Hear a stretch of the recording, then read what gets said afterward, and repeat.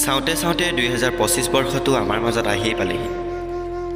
হয়, আমাৰ সকলোৰে মনত মাত্ৰ এতিয়া এটাই প্ৰশ্ন যে 2025 বৰ্ষৰ প্ৰথমটো মাহ অৰ্থাৎ জানুৱাৰী মাহটো আমাৰ কেনেদৰে পাৰ হ'ব। আজি আপোনালোকক কম জানুৱাৰী মাহটো আপোনালোকৰ কেনেদৰে পাৰ হ'ব তাৰ বিষয়ে।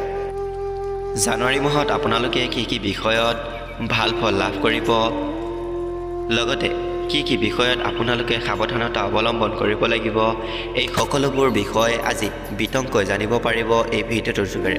গতিকে ভিডিঅ'টো অলপো স্কিপ নকৰাকৈ শেষলৈ চাই থাকিব বুলি আশা ৰাখিলোঁ। নমস্কাৰ, মই বাস্তৱ নাথ স্বাগতম জনাইছোঁ আপোনালোকক ইউবি মটিভেশ্যন অসমৰ পুনৰ এটি নতুন ৰাশিফল ভিডিঅ'ৰ মাজলৈ। বলকচোন এতিয়া দেৰি নকৰি আজি ৰাশিফল ভিডিঅ'টোৰ মাজলৈ আগবাঢ়ি যাওঁ। প্ৰিয় জাতক জাতিকাসকল, আজি আপোনালোকক প্ৰথমতে ক'বলৈ লৈছোঁ মেঘ ৰাশিৰ বিষয়ে। বৃহস্পতি দ্বিতীয় স্থানত থকাৰ এই ৰাশিৰ জাতক জাতিকাৰ বাবে জানুৱাৰী মাহটো আৰ্থিক আৰু সাংসাৰিক দিশত অতি শুভ।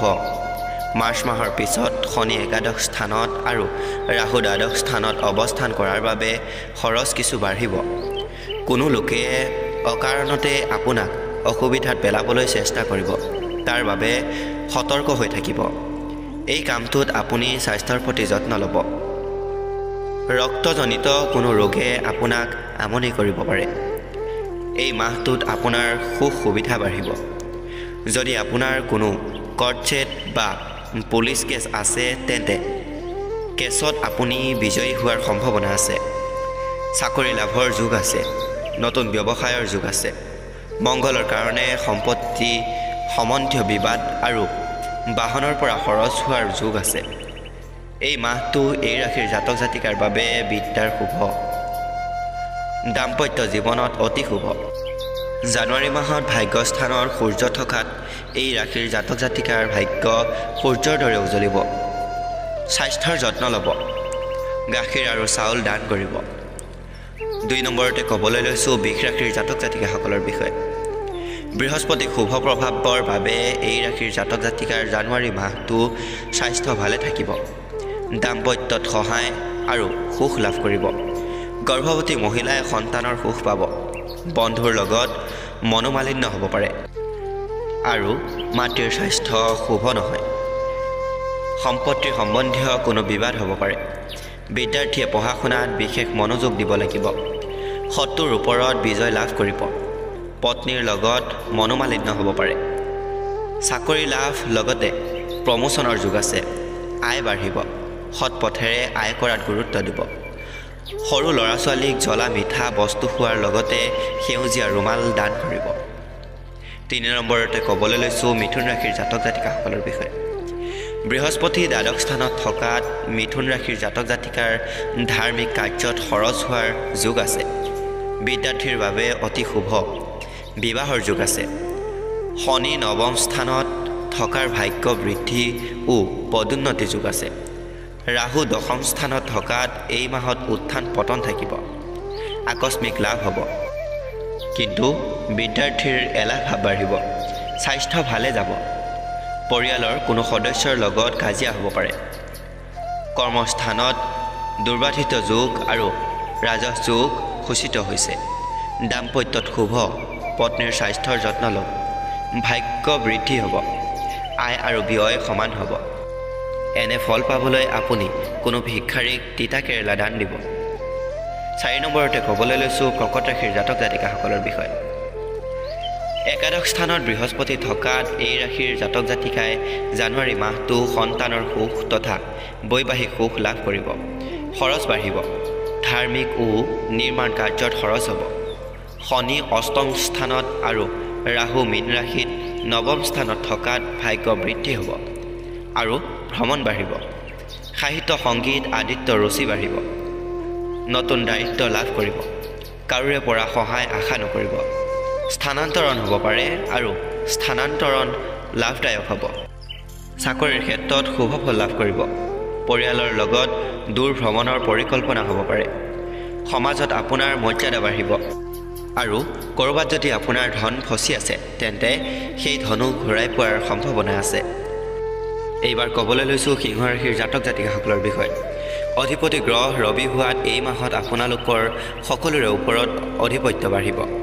বৃহস্পতি দশম স্থানত থকাৰ বাবে মাটি বাৰীৰ ক্ষেত্ৰত সুখ পাব, পদোন্নতি হ'ব পাৰে। বৃহস্পতিৰ শুভ প্ৰভাৱৰ এই মাহত আপোনাৰ শত্ৰুৰ লগত আপোচ হ'ব। ৰাহু অষ্টম স্থানত থকাত আকস্মিক দুৰ্ঘটনা হ'ব পাৰে। 18 মেলৈকে সাৱধানে থাকিব। শনি সপ্তম স্থানত থকাত নতুন সম্পৰ্ক স্থাপন হ'ব পাৰে। নতুন ব্যৱসায় আৰম্ভ হ'ব পাৰে। সংভাৱ এৰাই চলিব। এই মাহত আপুনি বহু উচ্চাকাংক্ষী হৈ পৰিব। অচিনাকি মানুহক বিশ্বাস নকৰিব, নহ'লে প্ৰবঞ্চিত হ'ব পাৰে। নতুন কাৰ্যত সফল হ'ব। সম্পত্তি বিক্ৰীৰ দ্বাৰা লাভান্বিত হ'ব পাৰে। আমোদ প্ৰমোদৰ সময় যাব।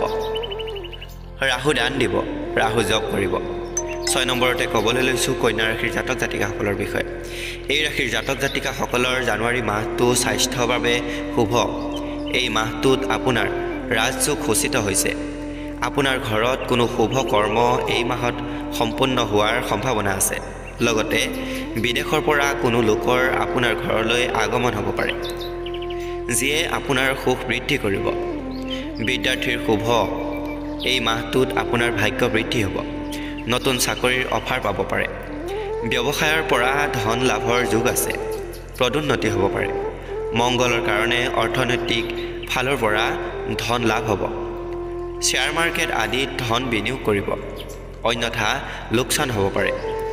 ভিক্ষাৰীক তিতা কেৰেলা ভোজন কৰক। 7 নম্বৰতে ক'বলৈ লৈছোঁ তুলা ৰাশিৰ জাতক জাতিকাসকলৰ বিষয়ে। জানুৱাৰী মাহটো তুলা ৰাশিৰ জাতক জাতিকাসকলৰ বাবে স্বাস্থ্য ভাল হ'ব। মন উৎফুল্লিত হৈ থাকিব। এই মাহটো তুলা ৰাশিৰ জাতক জাতিকাসকলৰ বাবে ৰাজযোগ সূচিত হৈছে। কোনো ডাঙৰ কাম সম্পূৰ্ণ হ'ব পাৰে। ধনৰ ফালৰ পৰা প্ৰবঞ্চিত হ'ব পাৰে। সাৱধানে থাকিব। নতুন বাহন বা কোনো সম্পদ ক্ৰয় কৰিব পাৰে। বিদ্যাৰ্থীয়ে শুভ ফল পৰিণাম পাব। ৰাহু ষষ্ঠ স্থানত থকাৰ বাবে ৰোগ, ঋণ, মাৰমলা, মোকদৰ্মা আদি কৰিব। ভাগ্য অতি শুভ। কৰ্ম বা ব্যৱসায়ত কোনো লোকে ষড়যন্ত্ৰমূলকভাৱে ক্ষতি কৰিবলৈ চেষ্টা কৰিব। আয় ভাল হ'ব। ধাৰ্মিক কামত ধন খৰচ হ'ব। 8 নম্বৰতে ক'বলৈ লৈছোঁ বৃশ্চিক ৰাশিৰ জাতক জাতিকাসকলৰ বিষয়ে। বৃহস্পতি সপ্তম স্থানত থকাত এই ৰাশিৰ জাতক জাতিকাসকল জানুৱাৰী মাহত নতুন ব্যৱসায়, নতুন মিত্ৰ, নতুন সম্পৰ্ক আৰু নতুন কোনো আয়ৰ বাট মুকলি হোৱাৰ সম্ভাৱনা আছে। নতুন কোনো কৰ্ম এই মাহটোত মংগলবাৰে কৰিব আৰু 9, 18 আৰু 27 তাৰিখে আৰম্ভ কৰিলে শুভ ফল লাভ কৰিব। যৌথ ব্যৱসায়ত লাভ তথা শুভ ফল পাব। ৰাহুৰ কাৰণে পেটৰ ৰোগ, মনোযোগ হ্ৰাস, মনলৈ বেয়া ভাৱ আহিব। জানুৱাৰী মাহত অনাৱশ্যক খৰচ হ'ব। ৰোগ, ঋণ আদিৰ পৰা মুক্তি লাভ কৰিব। কৰ্তব্যৰ প্ৰতি সচেতন থাকিব। ধন প্ৰাপ্তি হ'ব। কৰ্ট কেছত জড়িত হ'ব। মন আধ্যাত্মিকতাৰ দিশে গতি কৰিব। উচ্চ অধিকাৰী বৰ্গৰ সৈতে মধুৰ সম্পৰ্কৰ সৃষ্টি হ'ব। সামাজিক মৰ্যাদা বাঢ়িব। 9 নম্বৰতে ক'বলৈ লৈছোঁ ধনু ৰাশিৰ জাতক জাতিকাসকলৰ বিষয়ে। বৃহস্পতি ষষ্ঠ স্থানত থকাৰ বাবে এই ৰাশিৰ জাতক জাতিকাই জানুৱাৰী মাহটোত মধ্যমীয়া ফল লাভ কৰিব। মাৰ্চ মাহৰ পিছত বৃহস্পতি সপ্তম স্থানলৈ গতি কৰিব। ফলত মাৰ্চ মাহৰ পৰা এই মাহৰ জাতক জাতিকাই অতি শুভ ফল লাভ কৰিব। ৰাহু চতুৰ্থ স্থানত থকাত মন অশান্ত থাকিব। ব্যৱসায়ত লোকচান, স্বাস্থ্য বেয়া হোৱাৰ সম্ভাৱনা আছে। 19 মে'ৰ পাছৰ পৰা শুভ ফল লাভ কৰিব। বিবাহিত জীৱনত অশান্তিৰ সৃষ্টি হ'ব পাৰে। যৌথ ব্যৱসায়ত পাৰ্টনাৰৰ লগত মনোমালিন্য হ'ব পাৰে। শনি অশুভ হোৱাৰ বাবে এই মাহটোত মান সন্মান ক্ষতি, ব্যৱসায় চাকৰি আদিত অশুভ ফল পাব পাৰে। কোৰ্ট কেছ বা পাৰিবাৰিক বিবাদ হ'ব পাৰে। শুভ কামত এই মাহত খৰচ বাঢ়িব। ৰাহু চতুৰ্থ স্থানত থকাত চিন্তা বাঢ়িব আৰু কিছুমান কামৰ বাবে মান সন্মান ক্ষতি হ'ব পাৰে। ব্যৱসায় আৰু চাকৰিত অশুভ ফল লাভ কৰিব পাৰে। চাকৰিত দণ্ডমূলক বদলি হ'ব পাৰে। সহপাঠীৰ সহযোগ নাপাব। বিদ্যাত শুভ যদিও স্বাস্থ্যজনিত কাৰণত বিদ্যাত বাধা দেখা যাব। দুৰ্ঘটনা, ৰক্তক্ষয়, ফ্ৰেকচাৰ আদি হোৱাৰ সম্ভাৱনা আছে। 10 নম্বৰতে ক'বলৈ লৈছোঁ মকৰ ৰাশিৰ বিষয়ে। জানুৱাৰী মাহত স্বাস্থ্য আৰু ধনৰ অধিপতি শনি নিজ গৃহত থকাত মকৰ ৰাশিৰ জাতক জাতিকাৰ এই মাহটোত স্বাস্থ্য ব্যৱসায় চাকৰি আদিত শুভ ফল লাভ কৰিব সম্পদ বাহন মাতৃৰ শৰীৰ আদিৰ বাবে কিছু অশুভ ফল পাব শত্ৰু নাশ হ'ব আৰু ঋণ আদি লাহে লাহে কমিব দৈনিক আয় বাঢ়িব পৰিয়ালৰ লগত বাহিৰলৈ ফুৰিবলৈ যাব পাৰে এলাহ ভাৱ ত্যাগ কৰিবলৈ চেষ্টা কৰিব অথবা বহু ডাঙৰ লাভৰ পৰা বঞ্চিত হ'ব পাৰে 11 নম্বৰতে ক'বলৈ লৈছোঁ কুম্ভ ৰাশিৰ বিষয়ে কুম্ভ ৰাশিৰ জাতক জাতিকাৰ বাবে জানুৱাৰী মাহটো স্বাস্থ্যৰ বাবে অতি শুভ এই মাহত মান প্ৰতিষ্ঠা সন্মান আদি লাভ কৰিব ধনৰ বাবে মাহটো অতি শুভ পৰিয়াল কুটুম্বৰ বাবে শুভ পৰাক্ৰম যশ বাঢ়িব মিত্ৰ বা ভাতৃৰ লগত মনোমালিন্য হ'ব পাৰে নতুন কোনো সম্পদ বা বাহন আদি ক্ৰয় কৰিব পাৰে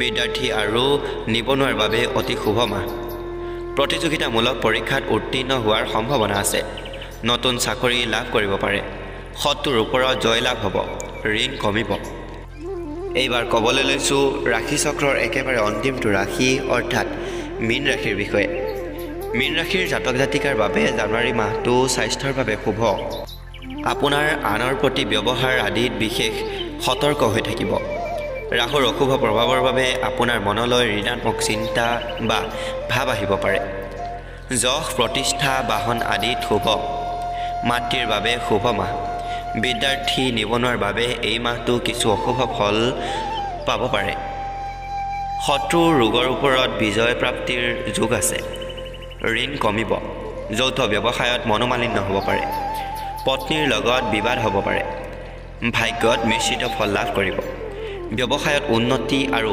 চাকৰিয়ালৰ পদোন্নতিৰ যোগ আছে সঞ্চিত ধন খৰচ হ'ব পাৰে মংগলৰ দান কৰক প্ৰিয় বন্ধুসকল আজিৰ ভিডিঅ'টো ইমানেই আছিল ভিডিঅ'টো চাই কেনে পালে কমেণ্ট এটা কৰি জনাবলৈ একেবাৰে নাপাহৰিব যদি ভাল লাগিল তেন্তে লাইক এটা কৰি বন্ধুবৰ্গৰ লগত শ্বেয়াৰ কৰি দিব আৰু আমাৰ চেনেললৈ যদি নতুনকৈ আহিছে তেন্তে অনুগ্ৰহ কৰি আমাৰ চেনেলটি ছাবস্ক্ৰাইব কৰি কাষতে থকা বেল আইকনটি প্ৰেছ কৰি দিব ধন্যবাদ